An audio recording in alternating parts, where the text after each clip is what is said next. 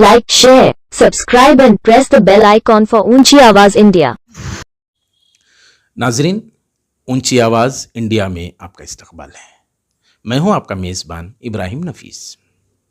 कोविड-19 का कहर तारी था। कई ऐसे बिजनेसमैन और कई ऐसे बड़े ताजिर जिनकी मईशत पूरी तरह टूट गई और उनके इनकम का रास्ता पूरी तरह बंद हो गया। सरकार थी कि कोई इमदाद या ताउन के इक़दामात की बजाय सिर्फ लॉकडाउन का ऐलान करती रही।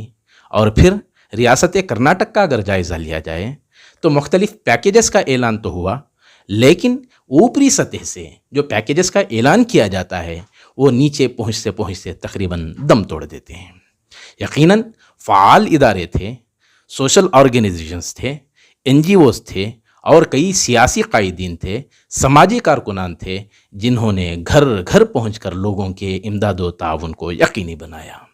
इस खुसूस में बेल्लारी में भी कई इक़दामात हुए और मेंबर राज्यसभा मोहतरम नासिर हुसैन ने भी मुख्तलिफ़ अवामी इक़दामात किए हैं और ताउन के सिलसिले में इक़दामात हुए हैं। चलिए जानते हैं मोहतरम नासिर हुसैन साहब से कि इस खुसूस में उनके ताउन के सिलसिले में कैसे इक़दामात हुए हैं।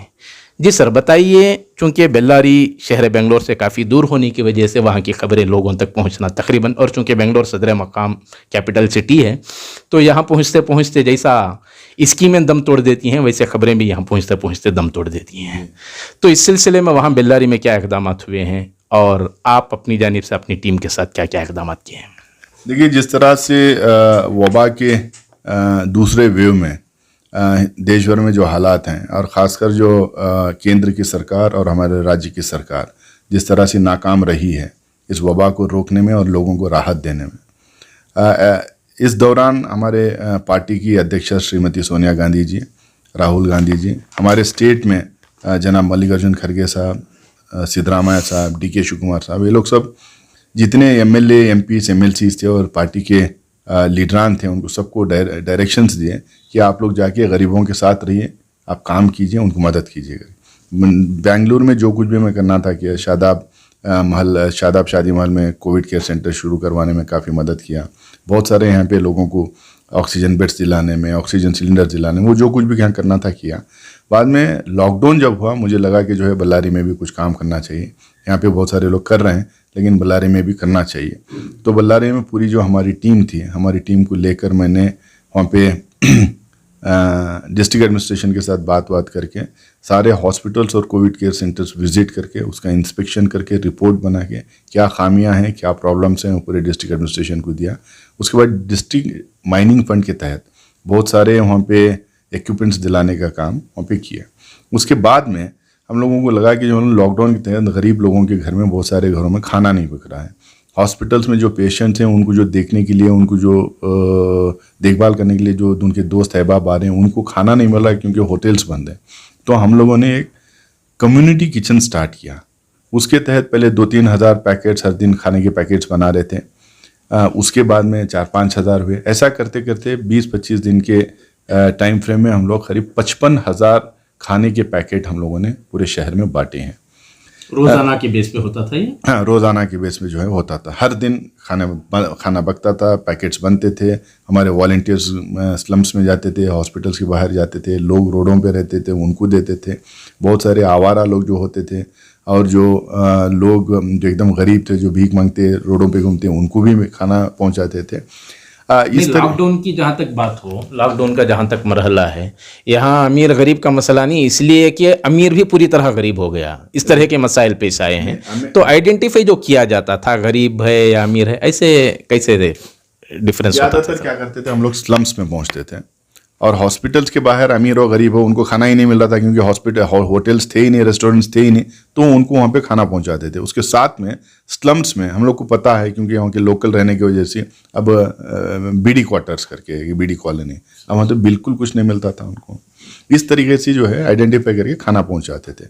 इसके साथ में ये पता चला कि गरीब लोगों के पास हो या किसी भी घर में जो है राशन, जैसे चावल दाल वगैरह सब, तेल चीनी वगैरह सब रहती है, लेकिन जो पेरिशेबल गुड जो बोलते हैं, अब जो सब्ज़ी अब मार्केट में मिल ही नहीं रहे। लॉकडाउन की वजह से मार्केट कंप्लीट बंद है, सब्जियां कोई बहुत दिन तक रख नहीं सकते थे।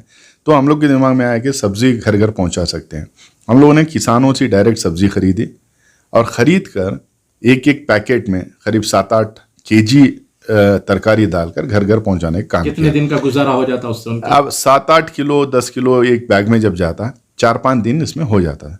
ऐसे हम लोग 20-25 दिन के दौरान 75,000 पैकेट बनाए और 75,000 फैमिलीज तक पहुंचाने का काम करें और सिस्टमेटिक तरीके से इसको पहुंचाए। और ये हम टोटल करके देखें तो 5.5 लाख केजी तरकारी हम लोगों ने ख़रीदा है, किसान से ख़रीद के गरीबों को तो पहुंचाने का काम किया।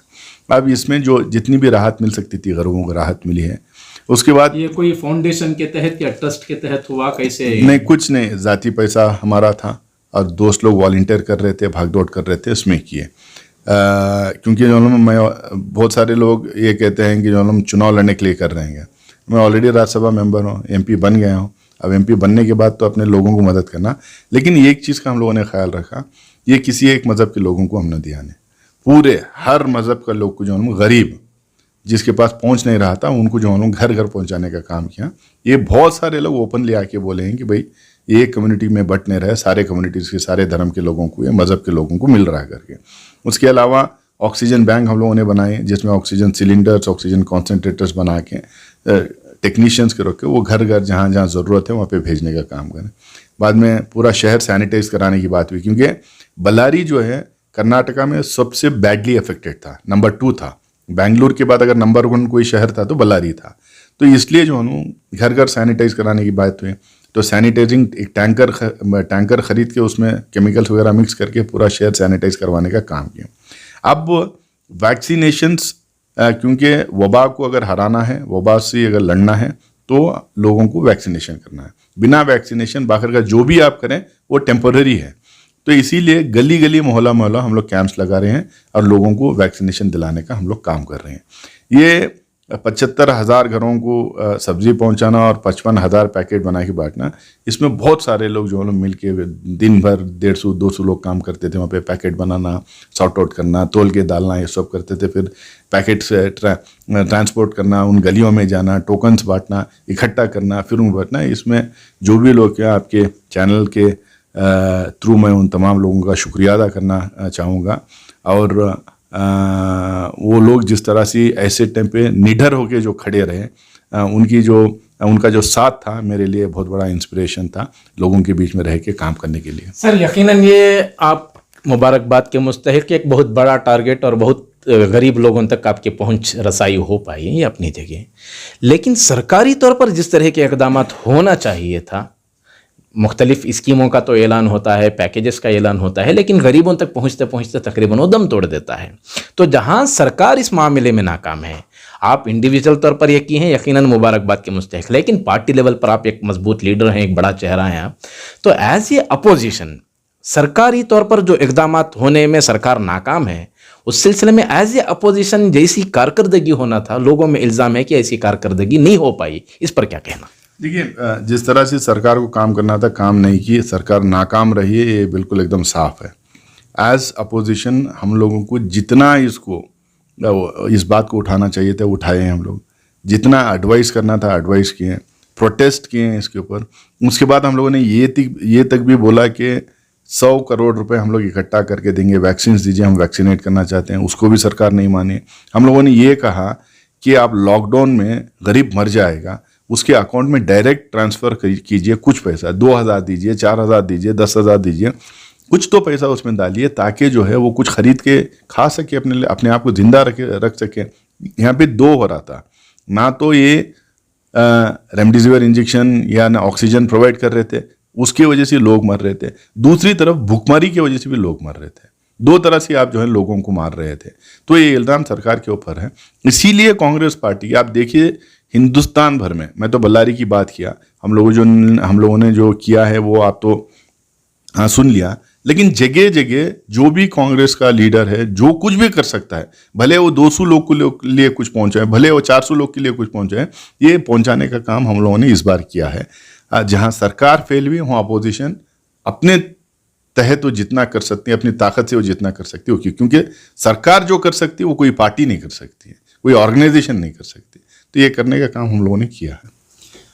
तो सरकारी जो इक़दाम हो रहे हैं, जिस तरह की मिसाल के तौर पर जैसी महंगाई की मार मुसलसल आवाम पर पड़ रही है, इस पर रिएक्ट हो रहा है कांग्रेस की जानिब से, इसके बावजूद सरकार पर कोई जू रेंगती नज़र नहीं आ रही है, तो कांग्रेस का इस सिलसिले में एज ए अपोजिशन क्या रोल रहेगा? देखिए, जिस तरह से लोगों में तासुब फैलाए हैं, जिस तरह से ये राष्ट्रवाद के नाम पे लोगों को इकट्ठा करने की कोशिश की है, जिस तरह से मज़हब के बेसिस पे ये हिंदुस्तान को बांट दिए हैं, इस पे ऐसा लग रहा है जो पार्टी सत्ता में है उनको ऐसा लग रहा है कि हम कुछ भी कर लें, हम कितना भी कर लें, कोई भी प्रोटेस्ट कर ले, कोई भी अपोजिशन पार्टी कुछ भी बोल ले, लेकिन वोट हम ही को मिलने वाला, हम ही जीतेंगे। लेकिन मुझे ऐसा लगता है कि जब पेट पे लात पड़ता है सबके होश उड़ जाते हैं, और आने वाले दिनों में यहाँ की आवाम जो है उनको सबक सिखाएगी। तो नाजरीन, ये थे मोहतरम नासिर हुसैन, जिनका कहना ये था कि सरकार अवामी इक़दामात में पूरी तरह नाकाम है और ये अपनी जानिब से वॉलंटरी तौर पर और रज़ाकाराना तौर पर अपनी टीम को लेकर बेल्लारी में जिस तरह के इक़दामात किए हैं वो कहीं ना कहीं गरीबों के लिए एक आसान सूरत पैदा हुई है, जिसकी वजह से और लोग एक राहत की सांस ले रहे हैं। नाजरीन, बेल्लारी के इन इक़दामात में जहां नासिर हुसैन साहब ने अपनी काविशों को शामिल किया है, वहीं बेल्लारी के एक साकिन और वहां का एक मारूफ चेहरा मोहतरम हुमायूं खान की काबिल क़िदर इक़दामात को भी फरामोश नहीं किया जा सकता। चलिए जानते हैं इनकी लीडरशिप में टीम ने कैसे इक़दामात किए हैं। जी सब बताइए, कैसे मसाइल से दो चार रहे आप और वहाँ कैसे आइडेंटिफाई करते थे कि ये मुस्तहिक है फलां है? जो हमारे एक वॉलंटियर्स की टीम थी, जिसमें एक छोटा लीडर से लेके बड़े लीडर तक भी रहते थे। वो गली गली कूचे कूचे जाके, खासकर स्लम में जहाँ पर बहुत से गरीब लोग हैं, वहाँ पे जाके आइडेंटिफाई करते थे। एक दिन पहले जाके उनको टोकन तकसीम किया जाता था। उसके बाद हमारे वॉलंटियर्स की टीम के साथ कमाल की बात यह है कि खुद हमारे एमपी नासिर हुसैन साहब उस स्लम में, उस गली में, उस मोहल्ले में आके खुद अपने हाथों से पैकेटों की तकसीम करते थे। ये बहुत बड़ी बात है, वरना बहुत से लीडर हम भी देखे हैं जो एसी में बैठते हैं, वॉलंटियर्स और दोस्तों अहबाबों के नाम, उनके नाम पर जो ये खिदमत करते, लेकिन यहाँ पे इनका कुछ स्टाइल अलग है, जो खुद ग्राउंड रियलिटी, ग्राउंड पे आके काम करते हैं। तो और एक खासियत यह है कि अक्सर जब एक कौम का लीडर कुछ काम कर रहा तो सोचते उसके कौम के लिए सोचा, बल्कि लेकिन यहाँ पर वैसा कुछ नहीं था, ना जात पात भेदभाव कुछ नहीं था। हर एक को गरीब के तकलीफ में काम आने की इनकी एक ख्वाहिश थी। वो अब से नहीं, पहले कई सालों से जिस वक्त यूनियन लीडर थे दिल्ली में, JNU में, वहाँ से लेके अभी तक उनकी उस खिदमत, हल्का खिदमत चल रही है, गौर गरीब की मदद कर रहे हैं। इस साल वबा में और गुज़िश्ता साल वबा में भी बहुत से लोग यहाँ पे यूपी, बिहार, दिल्ली जाके सफ़र करके फंस गए थे। अचानक लॉकडाउन ऐलान हुआ था, तो ऐसे हालत में भी जिस जगह भी थे वहाँ से फ़ोन के ज़रिए से वहाँ के डिस्ट्रिक्ट कलेक्टर हो, मिनिस्टर्स हो, चीफ मिनिस्टर, उनके ज़रिए से बहुत से लोगों की मदद की। नाजरीन, हमारी ये रिपोर्ट आपको कैसी लगी हमें ज़रूर इत्तला करें, और अभी तक आपने हमारा चैनल सब्सक्राइब नहीं किया है तो सब्सक्राइब कर लें और नीचे घंटी के बटन को दबाएं ताकि हर नोटिफिकेशन आप तक बराबर पहुंचे। शुक्रिया।